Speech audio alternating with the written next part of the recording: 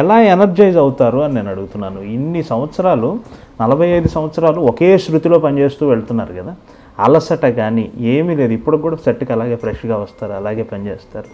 అంటే ఒకటండి, I'm so use to it. Cinema అన్నది అలవాటైపోయింది పని. మా అమ్మ మా పిల్లలు చెప్తారు, అమ్మ నువ్వు పని లేకుండా ఇంట్లో కూర్చుంటే మాత్రం I don't think you will survive also. అలా మీకు కొంచెం జూనియర్ కదా శ్రీదేవి గారు, ఆవిడతో నేను కలిసి పనిచేశాను ఒక యాడ్ ఫిల్మ్ కోసం. ఆ టైంలో నేను ఆవిడని అడిగాను, ఎందుకు మేడం కంటిన్యూస్ చేయొచ్చు కదా, ఏమి అంటే ఖాళీ ఎందుకు మీరు అలా కోరుకుంటున్నారు ఎందుకు అని. నెరియ పనిరుకోం ఇని ఎన్న పండ్రదు అని ఆవిడ అన్నారు. కానీ అటువంటిది మీలో కనిపించదు. ఇప్పుడు కూడా యూత్తో పోటీ పడి చేస్తూనే ఉంటారు. శ్రీదేవి వచ్చి ఇంకా చిన్న పిల్లగా ఉన్నప్పటి నుంచి చేస్తున్నది, 4-5 years నుంచి చేస్తున్నది.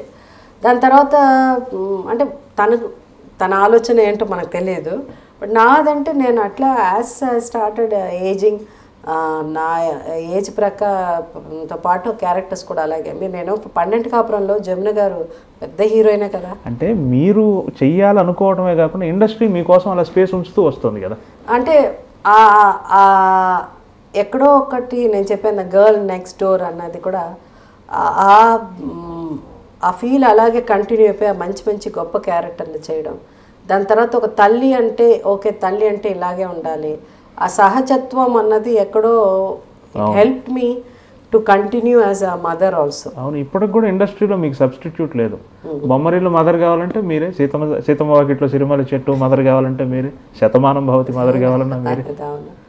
అంటే ఇట్స్ మోర్ లైక్ మన ఇంట్లో మన తెలుగు మన ఇళ్ళల్లో ఎట్లా మాట్లాడుకుంటామో అలా మాట్లాడుకుంటాం కదా.